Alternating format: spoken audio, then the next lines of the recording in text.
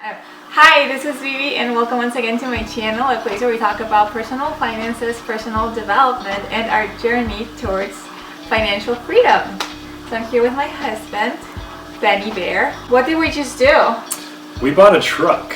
You got a truck. How do you feel? Cool. You feel like a man? I feel like a man. Like a manly man. So now we're gonna set up the insurance before we drive it away.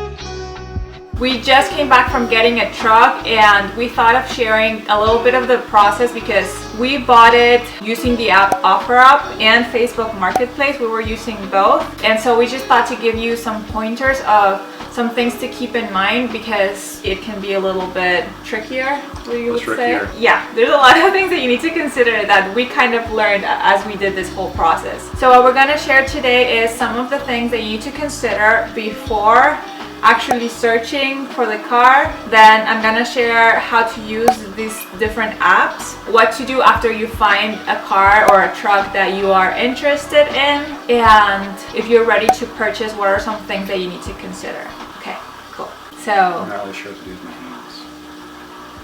So first are some tips before searching. What you need to do first is determine what you're looking for. In our case, we like to look for reliable options. So reliable, something that's going to have some longevity to it, that's not going to hopefully break down in a month or even a year. So we look for something that's like going to last us, 2, 3, 4, 5 years. So we look at reliable makes like Hondas or their higher end, which is an Acura, Toyotas or Lexus. For cars, it's kind of the four we try to stick to. For trucks, which is what we're buying in this video, we look from like a Ford or a Chevy or a GMC, Toyota, Tundra, those kind of things that that have a proven track record. But it's all up to you guys. That's just what we recommend. Yes, because for example, for cars, we could go for the BMW or Mercedes or the fancier cars or the cars that look cooler, but in our case we're trying to be smart about the type of car that we buy, and cool is not a priority. For us, a priority is reliability. I think our bottom line is we want to make every dollar that we invest into whatever it is for our business, we want to make it go as far as it possibly can. So another thing that you should keep in mind is, do you want to say this? So something else you want to keep in mind is, depending on your budget, for a car you probably want to try and stay in the 4 to 5 year old range. You don't typically want to go too much older than that because you start getting into more problems.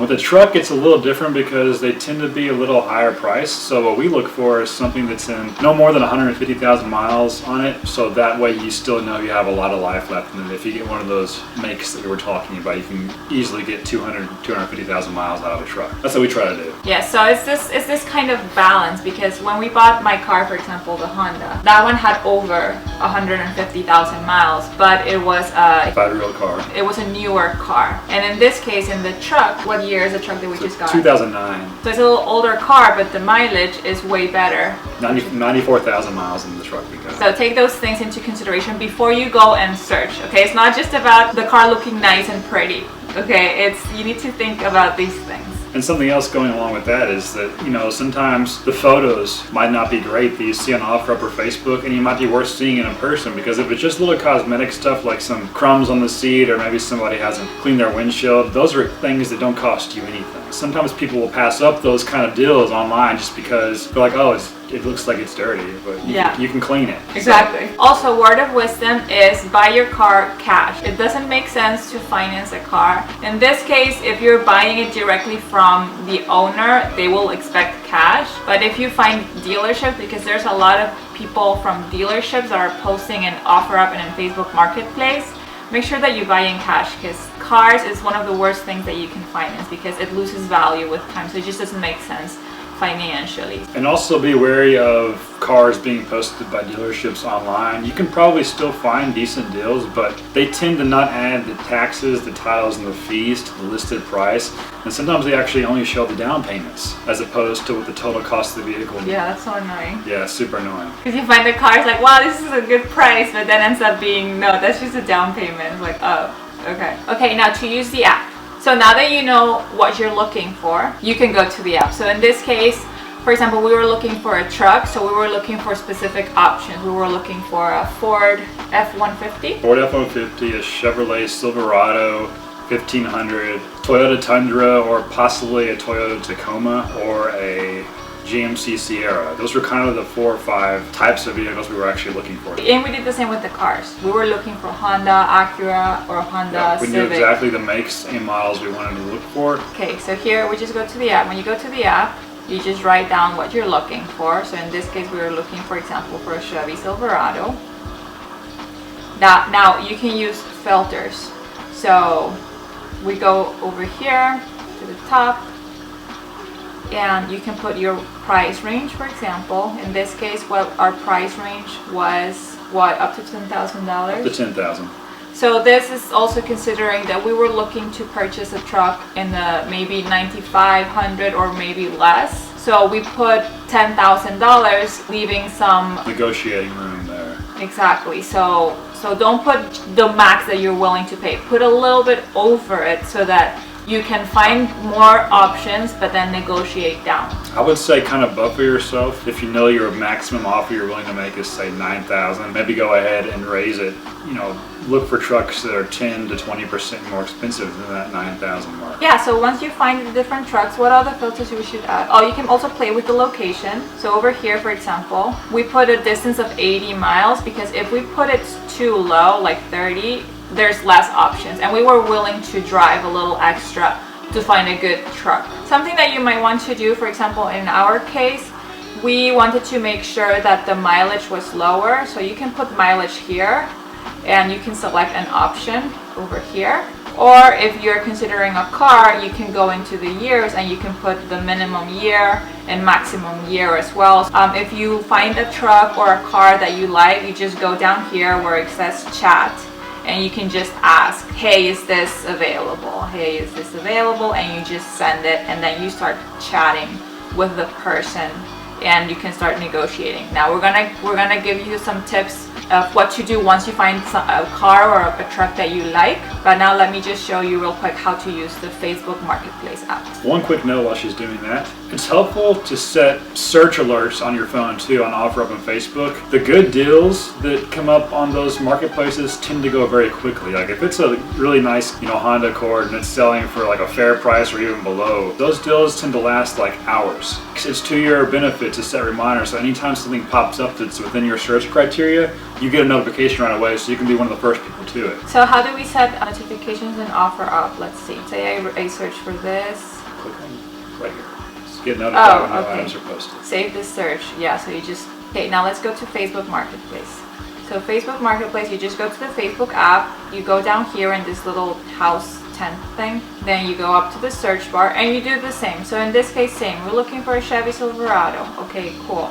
We find one. The filters are also up here, and you can filter by price. So you can put your maximum, then you put see listings, and you can also add some filters with the mileage, for example, and also the year. Sometimes you can also save yourself some headache, and I sometimes will put a bottom price. Like I want a minimum, because sometimes people will post $0, and you'll have all these posts that are so irrelevant. The likelihood that somebody's actually selling a quality vehicle for that price is not very great, so I try to just get rid of those options right away. That way you can also filter out those dealerships that Ben was talking about, where they just put the down payment and not the full price, so you're filtering those out too. And same, notifications is up here in the little bell. We've actually, in our furniture flipping, we've actually used that a lot because this market's getting a little more saturated with this kind of thing, so the more people are looking for flip stuff or to buy stuff, to set those alerts so you can be one of the first people to act, because the early bird gets the worm. So. Speaking of that, if you haven't seen our video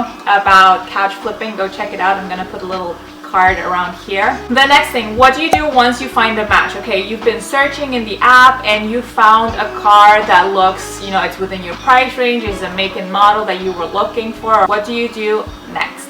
So the first thing you want to do, you want to make sure the information is correct that the seller is telling you. What we find is probably 9 times out of 10, the sellers are not completely honest about the vehicle and the listing. So I started to just only ask, is this available? And then would you mind sharing the VIN number with me? Get the VIN number and then have someone run the Carfax report, which usually costs about 40 to 50 bucks, I believe. But there's also some free VIN number, VIN checks you can do. I don't know if there's quite as good as like the Carfax, but Carfax is the best one by far. And if there's any issues that have ever been reported with the vehicle, Carfax will reveal it. Some of the things that we find where people would lie about the odometer reading and say, the mileage. Hey, this car only has 75,000 miles. And then you run the Carfax report and it's like it actually has 220,000 miles on it. Or they say it was never an accident, clean title. Carfax comes back and says this is a rebuilt title or this is a salvage title. This car's have major accident, has been totaled and rebuilt. Yeah. So make sure you do your due diligence. That's the first step, is getting the VIN number. It kind of sucks to, or feels like, oh man, I don't want to pay money to run this Carfax, but I think it is worth the investment because a lot of people out there are just plain lying, and it's unfortunate. We were hoping for the best, but 9 out of 10 people were lying when we run these things. So the next thing that you can do as well is go into Kelley Blue Book just to make sure that you're getting a good deal. So you can get the information. If all of the information about the car is not put in the description, you can text and fill out and ask the information that you need to fill out the information that Kelley Blue Book is asking you for. Once you put that, Kelley Blue Book will give you a range of how much that car is worth. So that way you can make sure that you are getting a good deal, and you can also see that if the price is a little higher, you can see how much lower you can negotiate based on the actual value of the car. Another tip is if the car's already valued at a fair price, don't over negotiate for it. Don't try and lowball the people so much that they feel disrespected. Yeah, because then they'll just plain ignore you after that and you lost the deal. So this is something that we talked about, is check if it's a private seller or a dealer. That might show already in the actual description, it might say dealer. Usually you can figure out that someone is a dealer because it says we finance and stuff like that. So there's pros and cons in both. I guess some pros about buying it from a dealer is that usually they're in better state. They have already the Carfax, they have a clean title. They just give you all of the information up front. Sometimes though they will put a warranty on it too, which is a benefit. Yeah. But you tend to pay a premium for that kind of car. Exactly, which would be kind of the con. You will need to add some dealership fees. So for example, if we found a truck that was $8,500 from a dealership, then the total cost would actually end up being a little bit over $10,000 because all of those fees are added. When it's a private owner, what you see is basically what you get. And you usually have a little more negotiating power when you're dealing with a private seller as well. So one of the cons of buying private is that you need to really do your due diligence like we're sharing right now. You need to be more careful. Okay, the next step is just basically go see the car.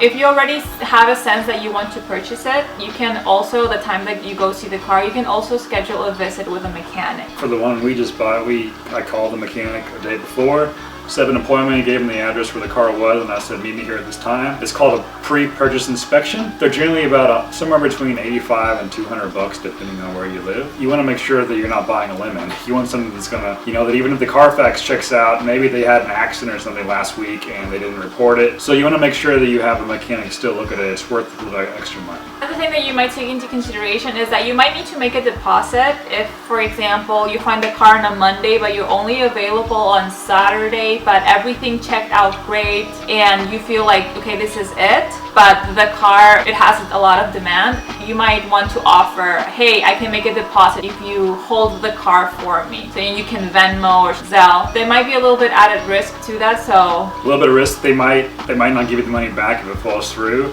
Yeah. So you have to weigh the cost, like what are you willing to put a deposit down, is it worth it? Another thing that you might do is that maybe if you're not available to go check it right away, you can talk to a mechanic and have him go check it. If he gives you like the heads up, then you can go ahead and make the deposit after the mechanic checks it. That way you feel more sure about doing that deposit. A note on mechanics. In your area, go to Google, just type in mobile mechanic. These are mechanics that actually go to do in-home visits. So finding a mobile mechanic is usually just like a one-person show that has a guy with a truck with a bunch of equipment on his truck. That's the route we took, and it's way easier. And they tend to be more responsive too. Now that you found a car or a truck and you like it, everything checked just great. Just go out there and drive it away.